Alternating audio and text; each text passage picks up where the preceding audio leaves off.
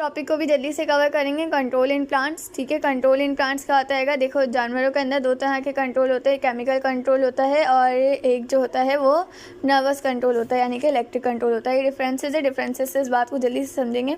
क्या होता है हमारे पास नर्वस इलेक्ट्रिकल कंट्रोल। देखो नर्वस सिस्टम का मतलब है इलेक्ट्रिकल कंट्रोल, एंडोक्राइन का मतलब है केमिकल कंट्रोल। ये बात क्लियर है।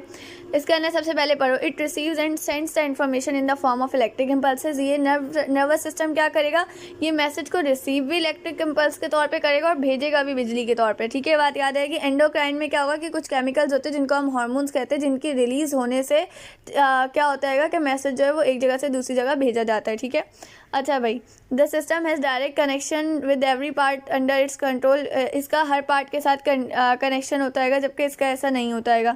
ट्रांसमिशन जो होती है इन्फॉर्मेशन की वो बहुत जल्दी होती है, इसमें स्लो होती है। ज़ाहिर केमिकल्स हैं फिर जाएंगे बॉडी में सर्कुलेट करते हुए, जबकि ये बिजली है ना, तो बिजली की तो हमने वैसे ही बड़ा रफ्तार तेज़ होती है। ठीक है, अच्छा भाई, रिस्पांस जो है वो भी बहुत जल्दी से आएगा, फ़ौरन से रिस्पांस आएगा। इसका रिस्पांस आराम से आएगा। जैसे अगर मेडिसिन वगैरह दी जाती है तो उसके अंदर क्या किया जाता है कि कुछ हार्मोन्स वगैरह की ना जो सेंसेशन होती है ना उसको बंद करवा दिया जाता है। जैसे दर्द के दौरान दर्द आपको हो रहा होगा लेकिन आपको महसूस नहीं होगा, इसलिए क्योंकि सेंसेशन फील करना है, दर्द को फील करने की सलाहियत को थोड़ी टाइम के लिए बंद कर दिया जाता है। कहते हैं ना कि इसको बेहोशी का इंजेक्शन दे दो, इसको दर्द का इंजेक्शन दे दो। सही है, अच्छा भाई, रिस्पॉन्सेज जो होते हैं वो लिमिटेड होते हैं किन सेल तक, जिन तक मैसेजेस जाते हैं, जबकि ये टारगेट सेल टिश्यूज़ तक जाते हैं। ठीक है, अच्छा भाई, यानी कि जो जितने भी सेल होंगे ना टारगेट टिश्यूज़ के, ये वो सब मिलके काम करेंगे। इसके अंदर क्या होता है, इसके अंदर जो सेल्स होते हैं ना जिनको काम करना होता है वही इन्वॉल्व होते हैं। सही है, अच्छा भाई, इसका रिस्पॉन्स छोटी ड्यूरेशन के लिए होता है, इसका लॉन्गर ड्यूरेशन के लिए होता है। ये एक छोटा सा मतलब मैं समझा रही थी कि नर्वस और एंडोक्राइन सिस्टम में क्या फ़र्क है, यानी कि केमिकल सिस्टम में। ये एक थोड़ा सा डिफरेंस है एंडोक्राइन और एक्सोक्राइन सिस्टम में। एंडोक्राइन आप हमें पता है डक्टलेस होते हैं, एक्सोक्राइन डक्ट वाले होते हैं। ये क्या करते हैं, ये एक्सोसाइटोसिस के ज़रिए, यानी कि ज़ाहिर है डक्टलेस है ना, तो डायरेक्ट ब्लड में निकालेंगे तो एक्सोसाइटोसिस करेंगे। ये जो होंगे ये सिक्रीट करेंगे प्रोडक्ट्स को, कहाँ पे, बॉडी सरफेसेस के अंदर, बॉडी की कैविटीज़ के अंदर। ठीक है, अच्छा भाई, hormones and picked up by blood. Hormones blood लेकर जाएगा, ब्लड ही लेकर आएगा। अफेक्ट्स आर लोकल, कहीं पे भी जा सकते हैं। लोकल होता है मतलब एक जगह बता देते हैं। Effects are diffuse. ठीक है, effects are usually fast and short lived. इसके अंदर lag time to their effect. Prolonged effects होते हैं, ज़्यादा लंबे अफेक्ट होते हैं, जैसे ग्रोथ हार्मोन है, थायराइड हार्मोन है। सही है, ग्रोथ हार्मोन, अब ग्रोथ का अफेक्ट लंबा होता है। ठीक है, जबकि म्यूकस का बनना, पेनक्रियाटिक एंजाइम्स का बनना, गैस्ट्रिक जूस का बनना, ये सब शॉर्ट लिव्ड होते हैं, ज़्यादा नहीं होते। ये रोज़ाना बनना होता है। ठीक है, अच्छा भाई, हम बात कर रहे थे केमिकल कंट्रोल होता है और एक नर्वस कंट्रोल होता है। जितने भी ऑर्गेनिजम्स होते हैं ना, organism have characteristics feature of irritability और sensitivity and respond to external and internal stimulus. जितने भी जो ऑर्गेनिजम्स हैं इनके अंदर एक खसूसियत होती है इरिटेबिलिटी की, यानी कि बेचैनी की, सेंसेशन की। ठीक है, जो किसकी वजह से होती है, इनके एक्सटर्नल या इंटरनल स्टिमुलस की वजह से। They require some degree of internal coordination and control to ensure the maintenance of steady state and survival of the organisms. ये अपने ये जो स्टेट होता है ना, इंटरनल कंडीशन को क्या करते हैं कि किसी एक हद तक ना कंट्रोल करने की कोशिश करते हैं। कैसे, अपने जो स्टेडी स्टेट होता है उसको मेंटेन करने की कोशिश करते हैं। इनके पास दो तरह के कंट्रोल मैकेनिज्म होते हैं, एक केमिकल कंट्रोल होता है, एक नर्वस कंट्रोल होता है। केमिकल कंट्रोल स्लो एक्शन में हमने पढ़ा है, इसका अफेक्ट डिफ्यूज होगा। ठीक है, और रिले करेगा केमिकल ट्रांसमिशन का थ्रू सर्कुलेटरी सिस्टम, यानी कि ब्लड के थ्रू ही इसकी केमिकल ट्रांसमिशन करवाई जाएगी। ठीक है, या डिफ्यूजन प्रोसेस के ज़रिए। और नर्वस कंट्रोल में क्या होता है, ये मल्टी सेलुलर ऑर्गेनिजम्स में सिर्फ पाया जाता है, और यानी यूनिसेलुलर में आपको नर्वस कंट्रोल का सिस्टम नहीं मिलेगा। ये फास्टर होता है एक्शन के अंदर, इसका अफेक्ट लोकलाइज्ड होता है। उस दिन मैंने बताया था कि लोकलाइज्ड अफेक्ट क्या होते हैं, और मैंने बताया था कि क्या कहते हैं, जो मतलब मैंने आपको अफेक्ट्स की टाइप बताए थे। मैं अभी ये दोबारा सेंड कर दूँगा, उसको दोबारा से गो थ्रू कर लेना। And it involves electric and chemical transmission. इसका ना इलेक्ट्रिकली और केमिकली दोनों तौर पर वर्कआउट हो रहा होता है। ये हमने देखा था अभी जब हमने नर्व इम्पल्स पढ़ा, तो केमिकल और इलेक्ट्रिसिटी दोनों का वर्क कैसे था, ये बात क्लियर हो गई। बस ये इतना छोटा सा इंट्रोडक्शन है, बाकी इसको खुद से रीड करना, कोई भी मसला हो तो पूछ लेना। Now control in plants. Plants के अंदर कंट्रोल कैसे किया जाता है, प्लांट्स के अंदर कंट्रोल किया जाता है प्लांट्स हार्मोन के ज़रिए। प्लांट्स जो हैं वो मेजर पार्ट है हमारे इन्वायरमेंट के, बात हमें पता है। ये सीजाइल होते हैं, एक जगह ही रहते हैं, मूव नहीं करते इधर उधर। लिविंग ऑर्गेनिजम्स होते हैं, एक ही जगह पे फिक्स रहेंगे। ठीक है, ये बहुत सारे स्टिमुलस को रिस्पॉन्ड करते हैं इन जानवरों की तरह। सही है, some of their parts having special tissues. इनके कुछ पार्ट्स के बाद स्पेशल किस्म के टिश्यूज़ होते हैं। ये स्पेशल टिश्यूज़ जो हैं ये स्पेशल किस्म के जो केमिकल्स हैं वो प्रोड्यूस करते हैं। क्यों प्रोड्यूस करते हैं, कंट्रोल के लिए, ठीक है, और अपने कोऑर्डिनेशन के लिए, यानी कि आपस में अपने आप को बताने के लिए कि भैया हमारे पास पानी कम है, अब इतना पानी ट्रांसपायर करो। अब एक पत्ता तो कम पानी ट्रांसपायर कर रहा है, दूसरा लीफ ज़्यादा कर रहा है, सही है, तो अपनी कोऑर्डिनेशन के लिए, अपने कंट्रोल के लिए, ठीक है। प्लांट जो है ना वो यूजुअली रिस्पॉन्ड करते हैं केमिकल मैसेजेस को, कैसे, अपने ग्रोथ और डेवलपमेंट को पैटर्न को एडजस्ट करके, ठीक है, क्योंकि इनका ना इंपॉर्टेंट चीज़ें यही है ना, तो ये अपने केमिकल मैसेजेस से क्या कर रहे होते हैं, अपने जो ग्रोथ या डेवलपमेंट का पैटर्न है ना उसको एडजस्ट करते हैं। इनके जो केमिकल मैसेजेस होते हैं ना उनको हम कहते हैं हार्मोन्स। हार्मोन्स का मतलब होता है टू एक्साइट, यानी किसी भी चीज़ को एक्साइट करना, ठीक है, ग्रीक वर्ड है, याद रखना, हार्मोन्स का मतलब कभी पूछ सकते हैं। प्लांट हार्मोन जो इनको कॉमनली कहा जाता है फाइटो हार्मोन्स। फाइटो का मतलब होता है प्लांट और हार्मोन्स का मतलब क्या है, टू एक्साइट, यानी प्लांट्स के हार्मोन्स हैं, ठीक है, या इसको हम लोग एक और नाम देते हैं ग्रोथ रेगुलेटर्स, ग्रोथ को बढ़ाने वाले। The concept of chemical messengers in plants emerge from a number of common observations. For example, phototropism, which shows that when the growing tips of plant is eliminated from one side, it will bend towards light. यानी कि आपको बताया जा रहेगा कि हमें chemical messengers का concept बहुत सारी चीज़ों से मिला है। जैसे फॉर एग्जांपल हमें फोटोट्रॉपिज्म से मिला, हमें बात पढ़ के आ चुके। फोटोट्रॉपिज्म में क्या होता है, हम जैसे उन्हें एलिमिनेटेड प्लेस में रखते हैं, यानी ऐसी जगह पे पड़ रखते हैं जहाँ पे लाइट हो, तो ये कहाँ पे बैंड होता है, वहाँ बैंड होता है जहाँ पर लाइट जो है वो ज़्यादा। अब एक सेकंड रुकिएगा, इनको जाने दे, फिर मैं कवर कराती हूँ। अच्छा देखो, मैं स्पीड में जो बोल रही हूँ ना उसकी वजह क्या है, क्योंकि हम ना बहुत कॉमन चीज़ें पढ़े, लाइक हम पढ़े फाइटो हार्मोन्स क्या है, ग्रोथ रेगुलेटर्स को ही कहते हैं, मतलब फाइटो हार्मोन्स प्लांट्स के हार्मोन्स है, ठीक है, तो इसको ना मतलब समझ लेना, क्योंकि ये बहुत छोटा सा, अगर मसला होना तो फिर मुझे बता देना, मैं फिर नेक्स्ट टाइम ऐसे नहीं करूँगी, स्लो स्लो कर दूँगी, ठीक है। अच्छा भाई, presence of hormone in its growing tip. देखो होता क्या है, फोटोट्रॉपिज्म के अंदर क्या हुआ कि कुछ हार्मोन्स मौजूद थे उसकी ग्रोइंग टिप के अंदर, जिसने क्या किया, उसको बेंड करवा दिया किसकी तरफ, सनलाइट की तरफ, ठीक है। अच्छा भाई, ये तो हमें पता चल गया कि हार्मोन रिलीज से हमें क्या पता चला कि वो हार्मोन जो थे हमें कहाँ पे मौजूद है, ग्रोइंग टिप करना है, तो उस हार्मोन को क्या नाम दिया, उस हार्मोन को नाम दिया ऑक्सिन का।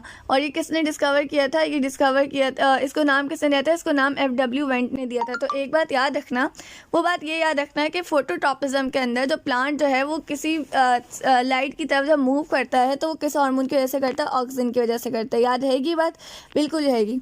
By showing movement and regulating various metabolic functions, ये क्या करेगा, मूवमेंट को करवाएगा। देखो यहाँ पे दिया हुआ है plants hormones control and coordinates plant responses in 2 ways। Plant hormone जो है ना वो कंट्रोल और कोऑर्डिनेट 2 तरीके से करते हैं, या तो मूवमेंट दिखाएंगे स्टिमुलस की तरफ या उससे अवे, ठीक है, और डिफरेंट मेटाबॉलिक फंक्शंस को रेगुलेट कर देंगे। दूसरा क्या करेंगे, by controlling and initiating growth at various regions of plants. Plants के कुछ हिस्से में ग्रोथ को इनिशिएट करवाएंगे, यानी ग्रोथ करवाना शुरू कर देंगे उस एरिया के, और कुछ एरियाज़ की ग्रोथ को रोक देंगे, ठीक है। अच्छा भाई, उसके बाद आ जाइए प्लांट मूवमेंट। प्लांट मूवमेंट जो है ये प्रॉपर्टी होती है लिविंग ऑर्गेनिजम्स की। एनिमल्स जो हैं वो मूवमेंट किस फॉर्म में शो करते हैं, लोकोमोशन की फॉर्म में, यानी एक जगह से दूसरी जगह पे जाते हैं। जबकि जो प्लांट जो है ना उसके अंदर हमें लोकोमोशन देखने को नहीं मिलती, उसके अंदर हमें मूवमेंट देखने को मिलती है। These movement in higher plants are chiefly in the form of bending, twisting, elongation of certain parts और ऑर्गन्स। ये हमें कैसे देखने को मिलेगी, हायर प्लांट्स के अंदर ऐसे देखने को मिलेगी कि कहीं पर बेंड कर गए, ट्विस्ट कर गए, ठीक है। इसके अलावा क्या कहते हैं, इलोंगेट यानी लंबे हो गए, ठीक है, प्लांट्स के कुछ ऑर्गन्स वगैरह, ठीक है। These movements occur in response of certain stimulus and the direction of stimulus. ये किसकी वजह से होती है, ये या तो स्टिमुलस की वजह से होगी या उसकी डायरेक्शन की वजह से होगी। जैसे अभी हमने फोटोट्रॉपिज्म में पढ़ा, स्टिमुलस क्या था, सनलाइट, तो हुआ क्या कि डायरेक्शन उसकी तरफ मूव कर गया प्लांट, यानी उसकी तरफ बेंड हो गया, उसकी तरफ उसकी ग्रोथ हो गई। ये जो रिस्पॉन्सेज होते हैं ना डायरेक्शन की तरफ, ये कहलाते हैं ट्रोपिज्म। ट्रोपिज्म का मतलब होता है घूम जाना, उस तरफ घूम जाना, ठीक है। जैसे आपको यहाँ पे दिया हुआ है tropism are growth responses that result in curvature. ये पूरा ना आप पढ़ के आ चुकी हूँ, मैंने आपको पढ़ाया था डिटेल में चैप्टर 2 करने से, इसको दोबारा पढ़ाने का मेरा बिल्कुल दिल नहीं चाह रहा। अच्छा भाई, बायोलॉजिकल क्लॉक और सर्कैडियन रिदम। देखो इस बात को समझना, प्लांट्स और एनिमल्स होते हैं ना ये डेवलप करते हैं एक वंडरफुल किस्म का मैकेनिज्म अपने अंदर, यानी कि वो मैकेनिज्म क्या होता है, वो इनके अंदर टाइम को मेजर करता है और रेगुलेट करता है। जैसे फॉर एग्जांपल, अब कल आज आप 10 बजे सोएंगे तो आपको कल रात भी क्या होगा, 10-11 बजे नींद आना शुरू हो जाएगी। क्यों, इसलिए क्योंकि आपके अंदर भी अल्लाह ताला ने एक बायोलॉजिकल क्लॉक रखी है जो आपको टाइम के बारे में बताती है। अब देखो, यानी कि क्लॉक का कंसेप्ट हमारे अंदर मौजूद है, सही है। अब इस बात को आगे समझेंगे।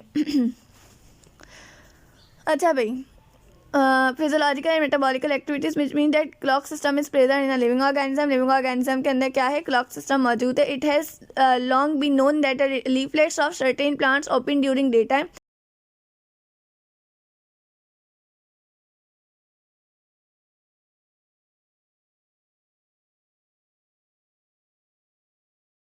ठीक है। प्लांट्स के वो क्या होते हैं, वो दिन के टाइम में खुल जाते हैं और रात के टाइम में बंद हो जाते हैं। और ये रोज़ हो रहा है उनके अंदर, यानी आज सुबह वो क्या कहते हैं खुल गए आज सुबह समझो वो 8 बजे खुल गए, तो रात में 8 बजे तक वो बंद हो जाएंगे। फिर अगले दिन भी वो 8 बजे खुल गए, रात में 8 बजे बंद हो गए, यानी ये टाइम पे चल रहे हैं ना। तो ये हमारे पास क्या है, ये उनके अंदर भी क्लॉक मौजूद है। ठीक है। इसी तरह से हमने क्या देखा, इसके अलावा हमने देखा कि प्लांट्स जो हैं अगर आप उनको टोटल डार्कनेस में भी रख दो, यानी कि मॉर्निंग के टाइम, सुबह के टाइम, लोगों ने कहा कि जब डे टाइम में ऐसा हो रहा है तो अगर हम इसको डे टाइम के अंदर रात में कहाँ पे रख दें, डार्कनेस में रख दें, तब क्या होगा, तब भी यही होगा कि उसके पत्ते जो हैं वो खुले रहेंगे। इसका मतलब ये उसके अंदर एक क्लॉक है। ठीक है। It shows that the rhythmic movement of plant are was not only control by light intensity. इससे ये बात पता चली कि लाइट की वजह से ही नहीं, बल्कि उसके अंदर भी कुछ क्या कहते हैं क्लॉक चल रही है जिसकी वजह से सब कुछ हो रहा है। इसको हम कहते हैं बायोलॉजिकल क्लॉक। ठीक है। Living organism when repeat their biological और behaviour activities at regular intervals, the behaviour is called biological rhythms और biorhythms. When biorhythms occur with the frequency, अच्छा देखो, आज सुबह 6 बजे उठी, सही है। उठने के बाद क्या कहते हैं आपने खाना वाना खाया, अगले दिन 6 बजे उठी, तब दोबारा खाना खाया, फिर 6 बजे उठी, फिर खाना खाया, फिर 6 बजे उठी, फिर नाश्ता किया बल्कि। ठीक है। यानी कि रोज़ाना 6 बजे उठ के क्या कर रही हूँ, नाश्ता कर रही हूँ, यानी कि रेगुलर इंटरवल के बाद ये अपना काम कर रही हूँ। ये चलो इस एग्जाम्पल को भी छोड़ देते हैं। आपने सुबह उठी, सुबह खाना खाया, मॉर्निंग में खाना खाया, सही है। फिर आपने दोपहर में खाना खाया, सही है, आफ्टरनून में, फिर आपने इवनिंग में खाना खाया, सही है। ये क्या हुआ, आपने थोड़े थोड़े टाइम के बाद एक ही एक्टिविटी को रिपीट किया। ये आपके पास क्या कहलाएगा, बायोलॉजिकल रिदम कहलाएगा या बायोरिदम्स कहलाते हैं। ठीक है। और अगर ये बायोरिदम्स एग्जैक्टली 24 घंटे बाद हो रहे हैं तो ये सर्कैडियन रिदम्स कहलाते हैं। ठीक है। जैसे फॉर एग्जांपल आपको मैंने बताया कि आप 6 बजे उठी आज और अगले दिन भी 6 बजे उठी, यानी कि दोनों के दरमियान कितने टाइम का डिफरेंस आ गया, 24 आवर्स का डिफरेंस आ गया। ये हमारे पास है circadian rhythms. Circadian rhythm also take place if organism is taken away from environmental factors, यानी कि अगर आप जो हैं आपको एनवायरमेंटल फैक्टर से दूर भी ले जाऊंगी ना मैं, तब भी आपको ऐसे होगा। जैसे फॉर एग्जांपल अब हमारे यहाँ पर और बाहर मुल्कों में सुबह जागने का टाइम, मतलब अगर हमारे यहाँ दिन हो रहा है तो वहाँ रात हो रही है, तो अगर ऐसा हो कि मैं आपको बाहर मुल्क भेज दूँ तब क्या होगा, तब भी यही होगा कि वहाँ के लोग तो सुबह के टाइम जाग रहे होंगे, लेकिन क्योंकि आपके मुल्क में इस टाइम रात होती तो आपको उस टाइम क्या आ रहा है, आपको उस टाइम नींद आ रही होगी। ठीक है। तो जैसे एक बीन प्लांट जो है यहाँ पे दिया हुआ है, लोबिया का पौधा जो है वो अपनी स्लीप मूवमेंट को कंटिन्यू रखेगा, इवन आप उसको लाइट में ले आओ या कांस्टेंट डार्कनेस में ले आओ। क्यों? क्योंकि ये सनराइज या सनसेट को रिस्पॉन्ड नहीं करते, इनके अंदर अपनी क्लॉक मौजूद है। ठीक है। अच्छा भाई Recently, such rhythmic movement have been investigated in the growth rates of young oat seedlings, photosynthesis and luminescence in the algae and marine dinoflagellates, and in the CO2 metabolism in biofilm. The rhythm has been, आपको कह रहे हैं जो rhythmic movement होती है इसको हमने कहाँ का इन्वेस्टिगेट किया, हमने यंग ओट सीड्स में देखा, फोटोसिंथेसिस के दौरान देखा, एल्जी में देखा, इसके अलावा मैरीन डिनोफ्लैजिलेट्स में देखा, कार्बन डाइऑक्साइड मेटाबॉलिज्म में देखा, बायोफाइलम के। These rhythms have been to be controlled internally by an efficient time measuring system and are independent of life. अगर देखो रिदम जो है वो एंडोजीनस हो, जैसे फॉर एग्जांपल मैंने कहा आज अगर आपने एक पौधा जो है वो उसके पत्ते जो हैं वो मॉर्निंग में खुल जाते हैं, आपको शायद सूझी, आपने उसको एक डार्क रूम में लाके बंद कर दिया, लेकिन क्या हुआ, उसके पत्ते अभी भी खुले हुए हैं। क्यों?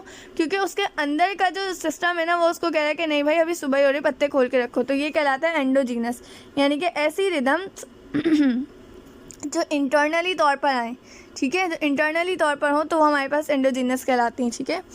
This is a fact that an independent oscillating fluctuating system is present in all individuals and it is inherited from one generation to next generation. This system does not alter unless stimulated by a sudden change in the natural environment. ये ज़ाहिर है parents से औलाद तक आ रहेगा। ठीक है। अभी आपको सर्कैडियन रिदम का दिखाया हुआ है कि आज रात 12 बजे आप अगर आज 2 बजे सोए हैं, 2 बजे आपकी नींद गहरी थी, तो अगले दिन दोबारा से 2 बजे वही चीज़ होगी। तो ये क्या हो गया, 24 घंटे का वक्फा आ गया। ये कहलाती है सर्कैडियन रिदम। ठीक है। अच्छा भाई फोटो पीरियोडिज्म क्या है, ये छोटा सा टॉपिक है, इसको वैसे चैप्टर 4 के अंदर डिटेल में पढ़ेंगे। The phenomena in which influence of day length of plant is studied is called photo periodism, यानी जिसके अंदर हम ये देखते हैं कि कुछ पौधे ऐसे होते हैं अगर दिन उन्हें ज़्यादा मिल जाए ना डे की लेंथ, तो उनकी जो ग्रोथ है ना उस पर फ़र्क आता है, डे की लेंथ कम मिल जाए तो उन पर फ़र्क आता है। ठीक है। इसको हम ये भी कह सकते हैं कि प्लांट जो है वो दिन की और रात की लेंथ के ऊपर कैसे रिस्पॉन्स करते हैं, इसको हम पढ़ते हैं फोटो पीरियोडिज्म के अंदर, ठीक है। फोटो का मतलब होता है लाइट, ठीक है, और पीरियोडिज्म मतलब पीरियड्स वगैरह। अब ये जो है इसको हम डिटेल में चैप्टर 4 में डिस्कस करेंगे। इसकी अभी ना यहाँ पे डेफिनेशन लिखने की भी ज़रूरत नहीं है, इसको बस एक तरह से समझना, टॉपिक इस जगह है ही नहीं, इग्नोर कर देना। जैसे आपकी बुक के अंदर डायबिटीज़ जो है मैंने आपको दिखाया था चैप्टर 8 के अंदर भी मौजूद है, याद है, उसको रिवाइज रखना। मैं चैप्टर 8 के अंदर दोबारा से नहीं पढ़ाऊँगी, सही है ना। मुझे पढ़ाना मसला नहीं है, मसला ये कि आपका टाइम कंज्यूम होगा। और इसी तरह से ये जो है ये भी, यानी कि बुक में ना एक जो टॉपिक्स ऐसे होते हैं जो 2-3 चैप्टर्स में एक साथ होते हैं, तो जब एक दफ़ा पढ़ लिया तो हमें चाहिए हम अपने टाइम को कंज्यूम करें, बचाएं, ठीक है, अपने टाइम को बचाएं, कंजर्व करें। फोटो पीरियोडिज्म में दोबारा से पढ़ाऊँगी चैप्टर 4 के अंदर बहुत ज़्यादा डिटेल में, सही है। यहाँ पर हम ये वाला टॉपिक भी आपका कम्प्लीट हो गया। अब हम एक टॉपिक पढ़ने जा रहे हैं, plant responses to environmental stress, के प्लांट इन्वायरमेंटल स्ट्रेस को कैसे रिस्पॉन्स करता है। देखो सबसे पहली बात कि व्हाट इज़ स्ट्रेस। स्ट्रेस क्या होता है? स्ट्रेस मैंने आपको बताया था कि स्ट्रेस जो होता है वो एक इन्वायरमेंटल फैक्टर है जो किसकी वजह से होता है, जो किसी भी एडवर्स अफेक्ट की वजह से होता है, हार्मफुल अफेक्ट की वजह से होता है। किसके ऊपर अफेक्ट आते हैं? जिसके देखो कोई भी इन्वायरमेंट में चेंज आया तो प्लांट के अंदर स्ट्रेस आ जाएगा, जिसकी वजह से अफेक्ट ये प्रोड्यूस होगा कि उसकी ग्रोथ, रिप्रोडक्शन और सर्वाइवल पर मसला होना शुरू हो जाएगा, ठीक है।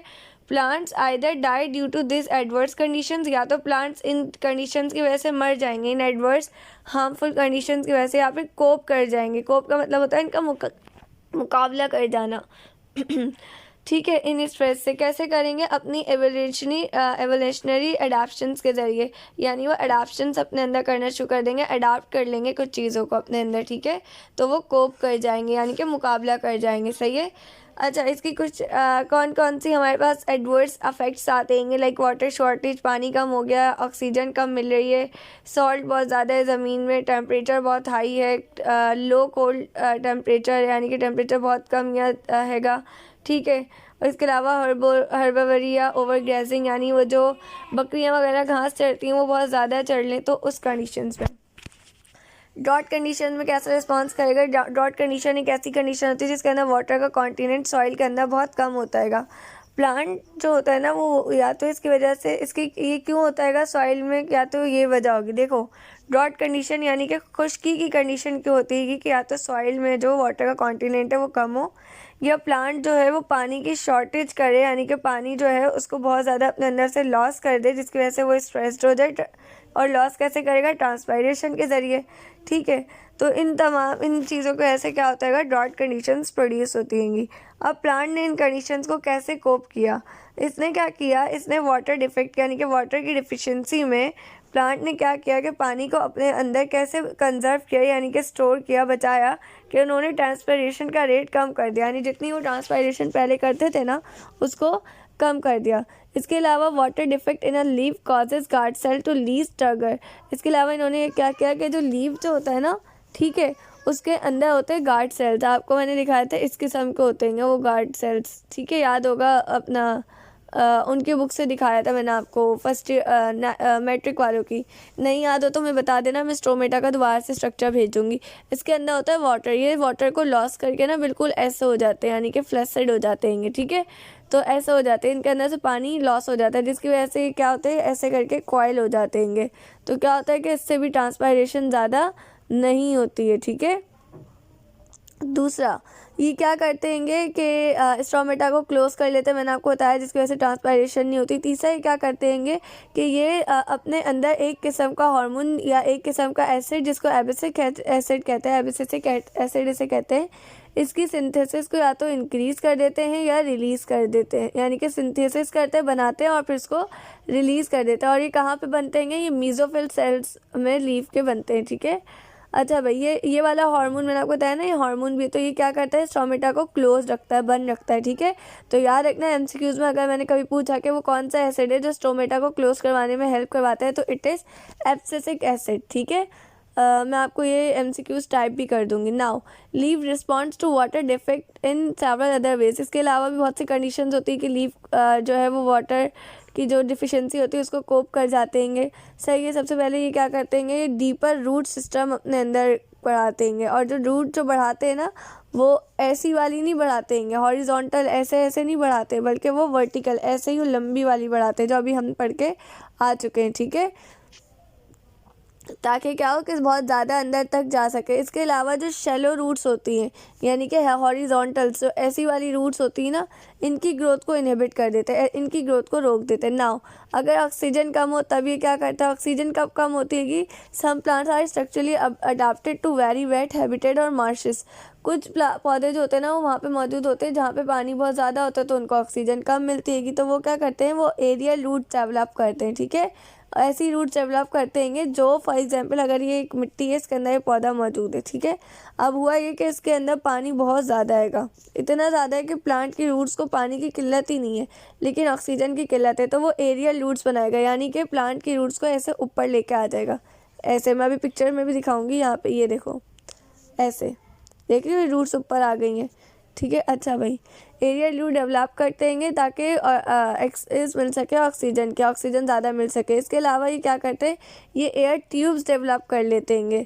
अब मिट्टी के अंदर ना एयर ट्यूब्स डेवलप हो जाता है और इनके अंदर भी ऐसी एयर ट्यूब्स डेवलप हो जाती है जिसके अंदर से ऑक्सीजन जो है वो प्रोवाइड कर दी जाती है सबमर्ज, अंदर डूबी हुई रूट्स को। ठीक है, अच्छा भाई, ये भी आपने देख लेना। और रिस्पॉन्स टू सॉल्ट स्ट्रेस, हमने पढ़ा था सॉल्ट स्ट्रेस में क्या होगा कि प्लांट के अंदर जो सॉल्ट है वो कम होगा और वाटर जो है वो समझो ज़्यादा है, तो कैसा इन्वायरमेंट हो गया, प्लांट के अंदर हाइपोटोनिक। ठीक है, और प्लांट के बाहर सॉल्ट ज़्यादा है, वाटर कम है, तो ये कैसा वाटर इन्वायरमेंट हो गया, हाइपरटोनिक। ठीक है, अब प्लांट इसको कैसे कोप करेगा, वो क्या करेगा, इसके पास कुछ सॉल्ट ग्लैंड्स होते हैं, तो इस सॉल्ट को अपने अंदर लेके आएगा, जिसकी वजह से सॉल्ट ज़्यादा हो जाएगा, तो वो सॉल्ट अंदर पानी को भी खींच के ले आएगा, तो पानी भी ज़्यादा हो जाएगा। फिर ये क्या करेंगे, सॉल्ट को अपने लीव्स के ज़रिए बाहर निकाल देंगे। इसके अलावा इनके पास कुछ स्पेशली सॉल्ट ग्लैंड्स होते हैं, उसके ज़रिए उनको निकाल देंगे। हम हेलोफाइट्स में बहुत डिटेल में पढ़ के आए हैं, तो अब आप इसको दोबारा से पढ़ लेना तो आपको क्लियर हो जाएगा। ना response to heat stress, heat stress को कैसे रिस्पॉन्स करता है, इसके अंदर से भी एमसीक्यूज आएंगे।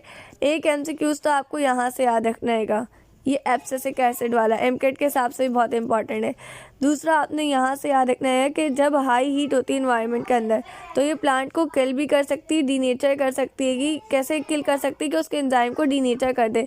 जब हीट बहुत ज़्यादा होती है ना, तो उसके एंजाइम पे बहुत बुरा इफेक्ट पड़ता है। ठीक है, तो प्लांट्स क्या करते हैं, उस कंडीशन में, उस कंडीशन को कोप करने के लिए सबसे पहले तो ट्रांसपायरेशन करते हैं, क्योंकि आपको पता है transpiration is a cooling process, तो इसकी वजह से प्लांट जो है वो अंदर से कैसा हो जाता है, कूल हो जाता है। ठीक है, अच्छा भाई, इसके अलावा एक और तरीका होता है, ये क्या करते हैं, 40 सेंटीग्रेड से ऊपर प्लांट जो है वो एक किस्म के प्रोटीन्स बनाते हैं जिन्हें कहते हैं हीट शॉक प्रोटीन्स। ठीक है, ये प्रोटीन्स क्या करते हैं, ये एंजाइम्स को और मेटाबॉलिक प्रोटीन्स को डीनेचर होने से रोकते हैं। ये सारी देखो, ये ऐसे प्रोटीन्स होते हैं जो सारी जो हीट आ रही होती है ना बाहर से, हाई हीट, वो अपने अंदर जस्ट कर लेते हैं, यानी ये दूसरों को बचाने के लिए अपने आप को सेक्रीफाइस कर लेते हैं। ये बात याद रहेगी, बिल्कुल याद रहेगी। ये हो गए 2 important MCQs. Now respond to cold stress, इसके अंदर से भी एमसीक्यूज मिलेंगे आपको। होता क्या है कि जब बहुत ज़्यादा ठंडा इन्वायरमेंट होता है ना, तो सेल के अंदर, सेल मेम्ब्रेन के अंदर जो फ्लूइड होता है ना, वो भी जम जाता है। अब आप खुद सोचो, जब फ्लूइड ही जम जाएगा तो उसकी तो एक्टिविटी रुक जाएगी, तो ये क्या करता है, अपनी ना फ्लूइडिटी को लूज कर देता है और लिक्विड जो होता है ना, वो लिपिड जो होते हैं ना, वो लॉक हो जाते हैं अंदर ना, क्रिस्टलाइन स्ट्रक्चर, क्रिस्टल्स बन जाते हैं बर्फ़ के। तो ये क्या करते हैं, ये जो सॉल्यूट की ट्रांसपोर्ट होती है ना, उसको अल्टर कर देते हैं, उसको रोक देते हैं, सॉल्यूट को आगे ट्रांसफर होने नहीं देते हैं। तो प्लांट क्या करता है कि इस अल्टर का मतलब होता है उलटना। ठीक है, तो यानी कि जो सॉल्यूट ट्रांसपोर्ट के अंदर अल्टर आ गया, चेंज आ गया, उलट आ गया, तो अब इसको कैसे कोप करेंगे, प्लांट क्या करते हैं कि जो लिपिड की कंपोजिशन होती है ना, उसको अल्टर कर देते हैं। कैसे अल्टर करते हैं कि जब बहुत ज़्यादा फ्रीजिंग कंडीशन है, तो वो क्या करेंगे कि वो जो पॉलीमर्स होते हैं फ्रक्टोज के, ठीक है, तो वो उसको क्या करेंगे, वो उनको कहेंगे कि भाई ये क्या करते हैं, देखो, changes in solute composition of cell by producing different polymers of fructose. ये क्या करेंगे, पॉलीमर्स बनाएंगे फ्रक्टोज के। ठीक है, फ्रक्टेंट्स भी जिनको कहते हैं। और ये फ्रक्टोज क्या करेगा, ये साइटोसोल को, पता है ना, साइटोसोल साइटोप्लाज्म के अंदर वाला वाटर होता है, उसको अलाउ करेगा कि भाई सुपर कूल हो जाओ, बहुत ज़्यादा ठंडे हो जाओ, लेकिन आइस नहीं बनाओ। ठीक है, those ice crystal form in the cell walls. और आइस क्रिस्टल कहाँ पे बनेंगे, आइस क्रिस्टल सेल वॉल में बन जाएंगे। सेल वॉल तो वैसे भी नॉन लिविंग होता है, तो हमें उसमें कोई मसला नहीं है। तो इसके अंदर कौन सा वाला याद रखना है, पॉलीमर्स ऑफ फ्रुक्टोज, ये इंपॉर्टेंट है। ठीक है, ये एक एमसीक्यूज यहाँ से मिल गया ना। और रिस्पॉन्स टू हर्बिवरी, हर्बिवरी में क्या होता है, हर्बिवरी में प्लांट जो होते हैं ना, ऐसा प्रोसेस होता है कि प्लांट को खा लेते हैं। कौन खा लेता है, हर्बीवोरस एनिमल्स खा लेते हैं। ठीक है, it is an special stress of plants being commonly eaten by an animal.